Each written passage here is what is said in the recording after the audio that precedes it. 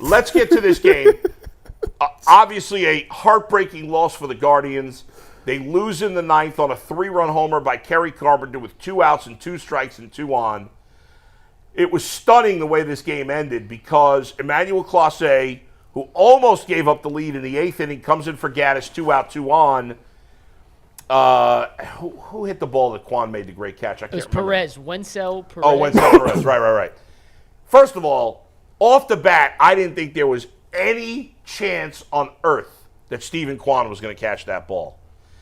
I'm sure you guys have seen the replay or the still pictures. I still can't tell for sure whether he caught it or not. I thought it was a clean catch. I thought it was too, but it does. I could see why somebody could say it didn't. Yeah. But I mean, listen, his reaction was perfect. Yeah. Look at that. Look at it. I mean, it's so small. Yeah, that was crazy. It is, but what it looked like to me is that it hit when it bounces, right? I think it hit the bottom of the glove and bounced up to the top of the glove. But it might have hit the grass. I can't tell. Once you saw the replay, you knew they weren't going to change the call because they had called on the field. Catch. It was called a catch. Right. There was no. Even with all the 100%. replays and the high def and everything, people are texting me or tweeting me still pictures. You couldn't see anything in the still picture. You couldn't tell. There's nothing definitive there. The bounce make it bad. Right. But to me, my first reaction was it bounced off his thumb. It bounced off his thumb and went up to the top of the glove. I hit that leather first. That's what I thought. That's what it looked like, but we'll never know. If it was whatever they roll on the field was going to stand. 100%, and that's what happened. So when you get out of that jam, you're like, okay, it's meant for us to win. It. And then Clase gets the first 2 guys, and you're facing the 8-9 hitters. By the way, do you have a picture of Jake Rogers? Speaking of but I texted you in the group. It has to be fake. It has to be glued on. No, it's not fake. That mustache have is you guys seen real? what Jake Rogers looks like? No, I'm about to go look it up in the group. Is there any way to put up a picture of him? Anthony's taking a poop right now, so when he gets back, maybe. Hey, why you put him all out there like that? Because I told him don't leave, and he left. Google Jake Rogers and see. He's got this mustache. He looks like he's from the 70s. What chat did you put it in? You put a picture? No, I tweeted y'all. I texted y'all last night. How's no Clase giving up a home? There was no picture. He didn't put a picture. Give me a sec. I'll put it in. Yeah, but Jake Rogers, he gave up hits to the 8 and 9 hitters. What are you going to do? But I still thought, again, I know some people are like, well, why not walk Kerry Carpenter? It's Emmanuel Clase. I don't want to put. First of all, let's say he did not have great command yesterday. If you put Kerry Carpenter on. Now it's bases loaded. His command's not at the top of its peak. Now you leave yourself no margin for error in case you walk the next guy. And the next batter is Matt Vierling. And I know Matt Vierling is not as good as Kerry Carpenter. Well, Kerry Carpenter is great against righties. Clase is a righty, but he's a special righty. Matt Vierling had great at-bats all game. He walked a couple of walks. Like, this is a veteran professional hitter. Vierling is the only player on the Tigers that had playoff experience before this season. I don't want him up. Listen, with Clase, I'm not intentionally walking anybody. You got the picture? Oh, let's see it. Oh, man, that's definitely. I mean, how funny is that? That looks like a 1970s That guy scored the game-winning baseball run off card. Emmanuel Clase yesterday. Just think about that. Yeah, he got the single, You and then can't even hate on that mustache though. Man, that's it's just crazy. so funny. It's so thick. It's awesome. It looks like he just taped it on. But it looks does like I remember first buying baseball cards like in 1978, and there was half the players looked like this guy. Yes. I mean, that boy is full too. Good player, but he's not a great hitter. That's that 80 adult film stash. Yeah, it could be that too. It's a porn stash. It takes a special kind of woman to like that. But it was a heartbreaking loss. It was a great play by Kwan. I don't know if you guys. How about the throw by Kenzie Noel in the 5th inning? That was sick. I'm glad he doing it defensively because offensively he ain't. He's not hitting right now, but man, he made a great catch earlier in the game. I don't remember what inning it was. And then this play. Yep. Matthew Boyd's last batter. Big Christmas. Look at that. Look at that turn. He caught it on the run too. Look at his turn. I don't know why it's. Here we go. You're dead. I mean, you cannot make a better throw than that. It's ridiculous. 99 times out of 100, the runner's going to be safe there. I ain't seen a throw like that since Manny Ramirez. I can't believe That was like Yasiel Puig out there. Puig, Manny, I said Bo Jackson because I'm older than you guys. Oh, my but God. I mean, that was an incredible throw. And you had that play, you had the Kwan play, you have Clase pitching. I'm like, they're going to walk this off in the 9th. And unfortunately, Kerry Carpenter beat him. Don't jump off the bandwagon on this team. The Tigers don't have Tarik Skubal pitching in Detroit. By the way, I'm telling you, all you're going to see in Detroit for the Tigers is a bunch of relief pitchers go an inning or two. That's it. They don't have a great lineup. They have like decent hitters. Kerry Carpenter is very good against righties. Torkelson's decent. But he's had a terrible year. He was top draft pick. Had a great year last year. I wasn't following the Tigers this year. I'm saying overall he's been a good player. But they have nobody. Carpenter against righties is very good. That's about it. Vierling's okay. Riley Green's okay. Aren't they still paying Miggy? They are. That's crazy, isn't it? By the way, their payroll of their active 26-man roster is less than 26. It's pretty amazing. It's less than $1 million. They deserve credit player. for what they've done. Absolutely. Their highest paid player right now is Javi Baez, who's on the injury Who did you list. tell me was winning the manager, the AL manager? Probably the Royals manager. The Royals. But the Tigers manager, A.J. Hinch, is deserving as well. So is Vogt. How does Steven Vogt not win that when you won the division and you're a rookie? Because the Royals and Tigers lost 100 games last year and made the playoffs. The Guardians didn't make the playoffs last year. They didn't, but they weren't that bad. They were under, they were below they average 80 games? I don't know how many games did the Guardians lose last year? Last year? 85? I'll tell you one sec. I feel like the Royals, I think, lost 104. I mean, I think that's a slam. If I come in and I'm a rookie manager and I win the division and the second best team, best 86 ball, you're right. The Tigers had a better record than the Guardians last year. So how's the Royals lost 106 though. Okay. The Tigers had a better record? The Tigers finished second place last season. The Royals, that's why the Royals, right, the Tigers. The Royals went from 56 wins last year. The Guardians had 76 wins. The Royals had 56. The Guardians had 20 more wins than the Royals last year. This year, the Royals had 86 wins, so they improved by 30 games, and the Guardians went up 16. Yeah, I mean, you lose 106 and you make the playoffs the next year. Plus, the Guardians had some expectations coming into the season, not huge, but most people thought they'd be around a 500 team at least. Nobody thought the Royals would be any good, and he did a great job. And it's the team that exceeded their expectations by the most. That's how Manager of the Year goes. That's why Kevin Stefanski's not the best coach in the NFL. He won Coach of the Year because they exceeded expectations more than any other team with everything they had to face. Matthew Boyd pitched really well yesterday. He did a great job. Isn't Cobb? Cobb is going to pitch tomorrow, and which is crazy. He hasn't pitched since? Since early September, I think. Oh, shit. You remember the game? No. Listen, he's pitched well in his limited innings. He was an all-star last year. He was a veteran. Good. Wasn't he hot before he got hurt? He's pitching well, yeah. By the way, the last time he pitched in the playoffs was 2012. With Tampa? With Tampa, and he pitched against the Yankees. But before that, he pitched against the Guardians and Danny Salazar at that. That was the one-game playoff. Why? That's right. God, we were at the Cleveland there. Yeah. Well, the last time Alex Cobb pitched was September 1st against the Pittsburgh Pirates. 6 innings, 2 hits, no runs. Yeah, he was pitching great before he got hurt. Why did they leave Ben Lively off? Because they were only going to use 3 starters in this series.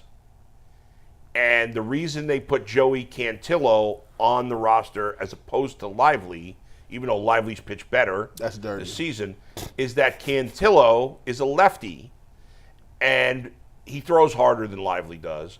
And they thought potentially they could use Cantillo as a weapon in the bullpen. Ben Lively's stuff doesn't really play out of the bullpen. Cantillo's a lefty. The Tigers have a lot of the Tigers are not as good against lefties, and that's why. Okay, he'll probably be on the roster in the next round. How do you sell that to a man face to face? You go. It's tough. It's tough. Like, how do you? As I'm sitting here, like I would make the pitch. I would give Ben Lively my glasses, and I would tell him sit back. Yeah. As the manager is telling you that you pretty much carried us the whole first half of the season. Everybody else was trash. Yeah. And you're not even going to be on the roster, let alone, he might have thought. Just for this series. He might have thought they was coming to tell him, hey, listen, we're not going to give you the ball game 3 or game 4 against the Tigers. Cool. I get it. I see what you was going with it. But he got in there after eating his lunch and his soup. He getting in there, and they tell him, not only we're going to need your jersey back. What? What you he not get the jersey? Cantillo, and they don't even. It's Cantillo. Who says Cantillo? I've been calling him Cantillo because it should be Cantillo, but he actually pronounces it Cantillo. He should have been left off the roster just because That's of that. fair. But that's crazy, bro. I think Lively has a decent chance to be on the roster for the ALCS because it's a longer series and they're going to need a fourth starter. They haven't used Gavin Williams at all in this series. I wonder if they'll use him out of the pen potentially. I forgot about Gavin Williams. Holy crap. Gavin Williams. He has not pitched in this series. And he's not scheduled to start, and he won't start. No, because Bybee will pitch game 4, and Boyd will pitch again in game 5. I totally forgot. Hey, man, he slipped my mind. Hey, listen, he cold bud. Hey, Tristan McKenzie is chilling somewhere in Rockport. At least Lively is in the dugout. Tristan McKenzie's back home. They let him on the property. He should have got. Yeah, he's in the dugout. I saw him yesterday. Oh, they let you in the dugout. I thought you didn't make the roster. You at the crib. No, there's a couple extra guys that are in there. So do you get to travel with the hoodie? Yeah. Oh, listen, back in the day, hey, in college, they got traveling squad. You want to travel? Stay back at the door. You know why you need the travel squad, though? Because per diem. Yeah, you need that travel, you know what I'm saying? They travel right. That travel money. If you ain't traveling, I'm like, envelope of your, that's a fact. $48? Now, listen, at OU. That's $48. That was $48. Oh, it went a long way back in college. Everybody broke in college. So. Hey, man, $48 for dinner. I mean, 12 for breakfast. Wow. Hey, that travel. Maybe 22 for lunch. The league, depending on how far you go, the more it is, boy. Yeah, that travel squad. $200-$300. Whew. $200-$300 in the league. Sometimes, yeah. Now, I ain't never played no league. At OU, if you didn't make the travel squad, boy, you was out. You got a head start on all the ladies for that weekend. Oh, y'all gone? I'm starting on Friday. That's true too. I'm starting on Thursday. When I redshirted, I showed out in the club the travel squad like the first 2 travel games. And when they be when they be leaving on that Friday on that bus, you be like this. I already got plans. It's a wrap. And I had a quad. Y'all all leaving? Yeah. Oh, man. By the way, all 4 division series are tied at 1 right now because the Yankees lost to the Royals. Obviously, the Dodgers lost game 2, and then the Mets lost that crazy game to the Phillies in a walk-off. So all 4 of those series are tied 1-1. Who do you think starts for the Tigers game 3? They haven't announced a It doesn't matter. starter. It's going to be a bullpen guy. They're going to an opener. They're not. Nobody is going. I bet you that not a single Tiger pitcher in either of those games faces a batter more than once in that particular game. Like he might pitch 2 days in a row and face the batter, but they have all these young pitchers they called up late in the season. They've purposely been doing it this way for the whole last month of the year. They use openers. Their starters only go 3-4 innings at the absolute most, and in the playoffs it won't even be that long. They're all young. They're all inexperienced. They'll face 9 batters probably max. Well, the reason I'm asking is Yeah. if it's a lefty versus a righty, it's how Stephen Vogt's kind of finagled the lineup. He had David Fry batting second the other day. Do you expect one or the other, though, to what's interesting is, Stephen Vogt in game 1, you set up his lineup as if they were facing a lefty because the starter technically for the Tigers in game 1 was Tyler Holton, who's a relief pitcher, and he's a lefty. But it was interesting to me that he started that verse lefty lineup because he knew that Holton at the most was going to go a batter or 2 into the second inning max. Turns out they knocked him out even before he got an out. But they still stuck with that lineup, obviously. So based on that, I'm going to say that Vogt is going to start the lineup based on whoever the starting pitcher is, even if they think that pitcher, even if they know that pitcher is only going an inning and a change. If Holton had pitched well, he'd probably be starting game 3 again. Because he struggled, I'm guessing they won't do that. But, they have a couple of guys that can go 3-4 innings, but not many. I mean, they don't really have anybody that could go long. They're just going to they want to change the pitcher up for every at-bat and not let any of the Guardians, especially the good hitters. It's worked well enough to get him here. Exactly. And that's what Why they're would they doing. change it up? I mean, no. Do it, guys. I'm telling you, especially, maybe the bottom of the lineup Guardians hitters will get a look at a guy twice, possibly. There is no chance Jose Ramirez, especially, but even Naylor and Kwan, the top of those guys, they're not seeing the same pitcher twice in the same game. I guarantee it. Well, how tough is that? as a batter and also not just like in a regular season game. It's high leverage. Yeah, it's absolutely challenging. Now, in a series, as the series goes, in theory, if you're a good hitter, the more you see a guy, the better you're going to get. I mean, that's part of the reason. Maybe I think it was more about Clase just having a bad day, but the Tigers had just seen him 2 days ago, so it helps. It helps. He had faced some of those hitters, but it is a challenge. It's part of the reason why offense in general in baseball is down. Because when I was a kid, if you had one pitcher on a team that threw 98, you were like, wow. Over. Now, I think almost every pitcher on the Guardians throws in the high, at least 95, except for probably Ben Lively. Like almost every other pitcher they have. And there's so many good relievers now that teams don't like, nowadays when a starter goes 5 innings, gives up 2 runs, you're like, great start. Like when I was a kid, that would have been, what? That's not a great start. It's changed, and it's made it so much tougher. That's why you see the Guardians are the extreme because their bullpen was insanely ridiculous.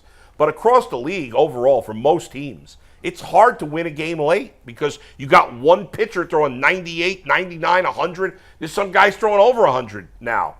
And they're doing it routinely, and it's a new guy every inning, and it's a big-time challenge.